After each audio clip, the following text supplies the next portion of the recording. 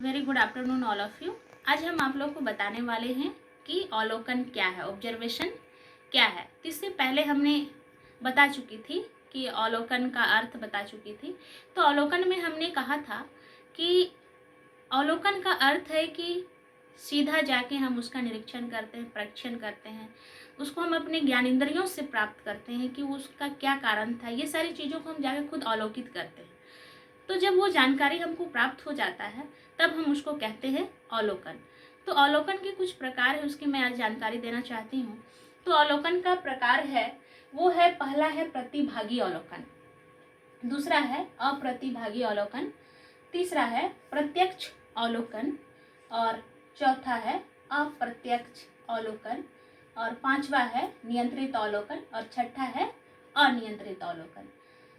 तो सबसे पहले मैं बता दूं कि प्रतिभागी अवलोकन दैट मीन्स कि अगर किसी घटना स्थल पर अगर घटना घटित हुई है तो हम उसका हिस्सा बन के कि एक जिम्मेदार नागरिक की तरह हम जाकर वहाँ की घटना का जानकारी प्राप्त करते हैं, उसको हम कहते हैं प्रतिभागी अवलोकन।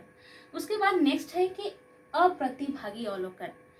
हम घटना स्थल पर हम सीधे जाके अवलोकन नहीं करते बल्कि हम किसी समुदाय के लोगों से जाके हम उसका जानकारी प्राप्त करते हैं और उसमें कुछ हम हिस्सा बन जाते हैं, उसको हम कहते हैं अप्रतिभागी अवलोकन। नेक्स्ट है कि प्रत्यक्ष अवलोकन।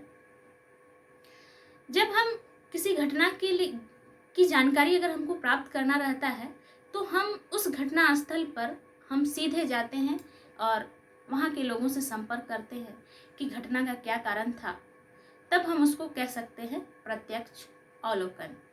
नेक्स्ट है कि अप्रत्यक्ष अवलोकन। अप्रत्यक्ष अवलोकन का तात्पर्य है कि हम जब अवलोकन करने जाते हैं तो हम समुदाय या फिर संस्था के लोगों से कुछ पारस्परिक संपर्क करने के दौरान हम उसकी जानकारी को प्राप्त करते हैं, तब हम उसको कहते हैं अप्रत्यक्ष अवलोकन।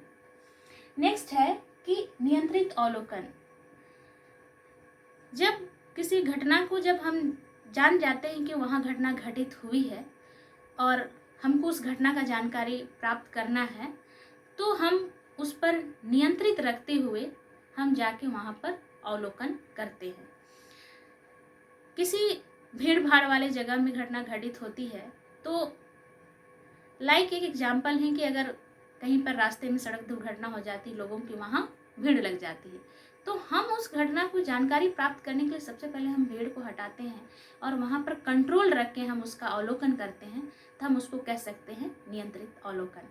नेक्स्ट है कि अनियंत्रित अवलोकन। अगर हम घटना की जानकारी हमें पता चल गई कि क्यों हुआ, किस लिए हुआ, क्या कारण से हुआ, तो हम हर वक्त उस विषय पे हम चर्चा नहीं करते रहेंगे। जब कंट्रोल हो जाता है किसी घटना पे तो हम हमेशा उसकी जानकारी प्राप्त करें या फिर उस विषय के प्रति हम चर्चित बन के रहे, ये सारी चीज़ें हमको नहीं करना चाहिए, तब हम उसको कह सकते हैं अनियंत्रित अवलोकन।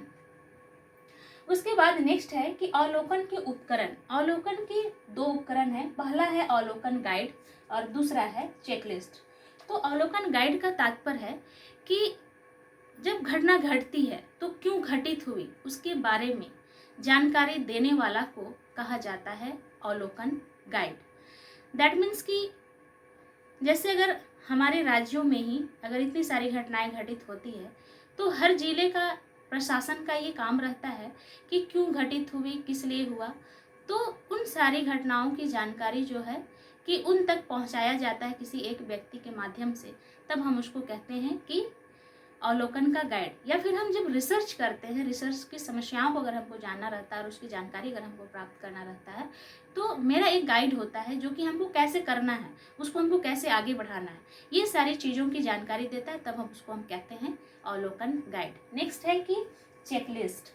चेकलिस्ट से तात्पर्य है कि एक फॉर्म दिया जाता है और उसमें क्या सही था, क्या गलत था, अवलोकन के दौरान उसको भरने का व्यक्ति को मौका दिया जाता है, जिससे कि अवलोकनकर्ता को पता चलता है कि क्या कारण था जो कि घटना घटित हुई और घटना के कारण के पीछे क्या रीजन था और उसका समस्या का समाधान हम कैसे करेंगे। तो ये सारी चीज़ों के लिए चेकलिस्ट का उपयोग किया जाता है, जिसको हम कहते हैं चेकलिस्ट। धन्यवाद।